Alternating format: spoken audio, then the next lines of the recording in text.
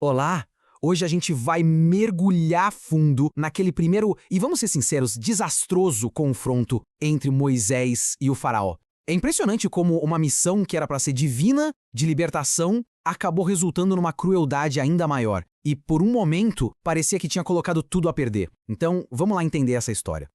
A história já começa assim, no meio da ação, com essa rejeição total. A resposta do faraó não é uma negociação, né? É um desafio direto. Ele basicamente pergunta: quem é esse tal de senhor para eu obedecer? Fica muito claro que, na cabeça dele, a autoridade máxima no Egito era ele. E ponto final. Qualquer outro poder era simplesmente irrelevante.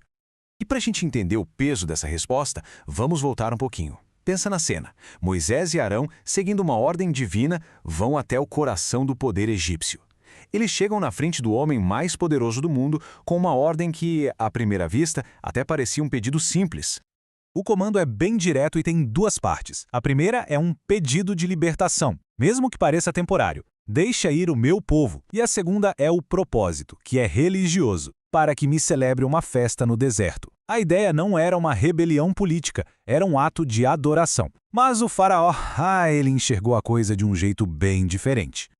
Do ponto de vista do faraó, essa conversa de ir adorar no deserto soava como uma grande desculpa. Ele olhava para aquela multidão de trabalhadores e via uma única coisa: gente ociosa querendo fugir do trabalho. Para ele, o problema não era nada espiritual, era uma questão de gestão, de produtividade. E a solução que ele encontrou para isso foi brutalmente pragmática. É que a resposta do faraó não foi só um não, foi muito mais que isso. Foi um contra-ataque estratégico, sabe? Pensado não só para reafirmar o poder dele, mas para esmagar qualquer pingo de esperança que o povo pudesse ter. A lógica por trás dessa crueldade é até fascinante de um jeito sombrio. O plano era bem claro: sobrecarregar o povo com tanto, mas tanto trabalho que eles não teriam nem tempo, nem energia para ficar sonhando com liberdade, e muito menos para dar ouvidos ao que ele chamava de palavras mentirosas de Moisés. Foi uma tática de desgaste físico e psicológico. E a forma como ele coloca esse plano em prática é diabolicamente inteligente.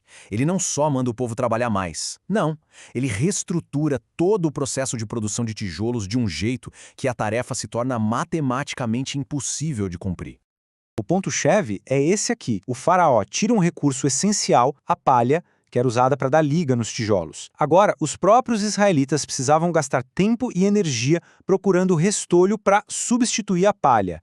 E o pior de tudo, mesmo com esse trabalho extra, a cota diária de tijolos que eles tinham que entregar continuava a mesma. Olhando essa comparação, a armadilha fica muito clara. Antes, o povo tinha o dia inteiro para bater uma meta. Agora, eles precisavam fazer duas tarefas gigantescas: coletar palha e fazer os tijolos no mesmo tempo para atingir a mesmíssima meta. O fracasso era inevitável, e o pior, foi projetado para ser assim. As consequências, claro, são imediatas e devastadoras. O povo se espalha pelos campos, numa correria desesperada. E quando as cotas, como era de se esperar, não são cumpridas, a punição cai direto nos capatazes israelitas. Eles é que eram espancados pelos feitores egípcios por não conseguirem fazer o povo cumprir o impossível.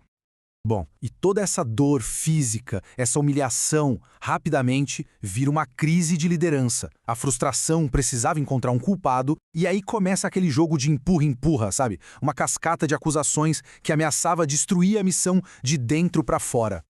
Num ato de desespero, os capatazes israelitas vão falar diretamente com o faraó. O apelo deles é quase ingênuo. Eles tentam argumentar, dizer que a falha está no sistema que o próprio faraó criou, talvez na esperança de que a lógica, ou quem sabe um pingo de misericórdia, pudesse prevalecer. Mas o faraó não volta atrás nenhum milímetro. Ele simplesmente repete a acusação original, só que com mais força ainda. Vocês são ociosos. Ele joga a culpa toda de volta no povo, insistindo que o problema era preguiça, e não a ordem absurda que ele tinha dado. A conversa acabou ali. E é aqui que a história chega no fundo do poço. A primeira tentativa de libertação não trouxe alívio nenhum. Pelo contrário, trouxe uma opressão ainda mais pesada. Para o israelita comum, a chegada de Moisés e Arão significou, na prática, mais trabalho e mais sofrimento. A missão naquele momento era um fracasso total. Com a porta do faraó fechada, a raiva dos capatazes se vira para um novo alvo: Moisés e Arão. E a acusação é de uma força incrível. Eles dizem que Moisés não só falhou, como piorou tudo, como se tivesse colocado uma espada nas mãos do faraó para acabar com eles. Em outras palavras, eles culpam os próprios libertadores pela sua dor. Para Moisés, esse deve ter sido o golpe final.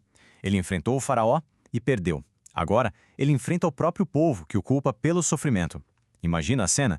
Sozinho, derrotado, ele se volta para a única fonte que restava, mas não com fé, e sim com uma acusação. Essa é talvez uma das orações mais honestas e desesperadas de toda a narrativa. Moisés não pede ajuda, ele acusa. Por que fizeste mal a este povo? Ele questiona a própria missão, por que me enviaste, e termina com uma constatação brutal. A promessa de libertação simplesmente não tinha sido cumprida.